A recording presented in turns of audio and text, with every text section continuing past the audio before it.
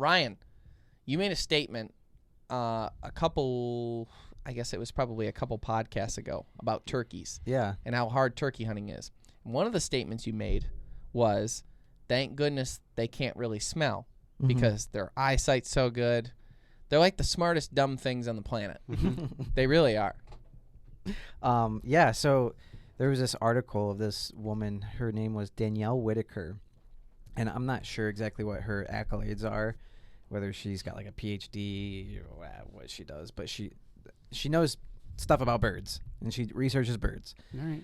So she was talking about the way a lot of birds interact, and some of it has to do with just physically being near each other and the way the bird is moving and how altercations happen between birds. Another piece of it, though, she thinks is through their sense of smell. So your olfactory gland, which all animals have, we have them, and they think the bigger the olfactory gland, the better the sense of smell is. The smaller, the worse. Humans tend to have a smaller olfactory gland. Birds do as well, so it's believed that they can't smell that well. And so she's researching the olfactory gland, and then comes across this other thing called not olfactory gland, olfactory bulb. Then there's something called the preen gland, and that is usually on the tail feathers of the birds. And what they'll do is that'll be rubbed off in their nest or rubbed off on different things or other birds, and based on that scent, which is the gland produces preen, which then becomes a smelly bacteria. Oh, that's like when you see a bird preening itself, they'll reach back, rub their head on the back of their back, and then rub it on their wings and rub it on, like you see a bird weirdly obsessive compulsively just rubbing their body with their head. Right. That's like something reeks. So that's how I shower. She was researching that, and she took preen from a different species of bird. I don't recall what the bird was that she took it from, and then put it on the eggs of a sparrow nest. And when the mama sparrow came back, it immediately took off. It could tell right away something else had been there. They're like, these eggs smell like B.O. Yeah. And what they were learning is they did a whole bunch of studies like this. What they were learning is that the way birds can identify different species or the same species. They can identify sex. They can identify even the size of the bird. Oh, wow.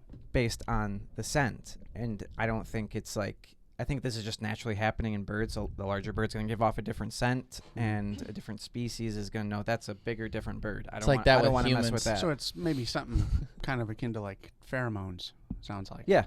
It's the bird's metadata. Yeah, pretty much. And so then the conversation got switched over to turkeys.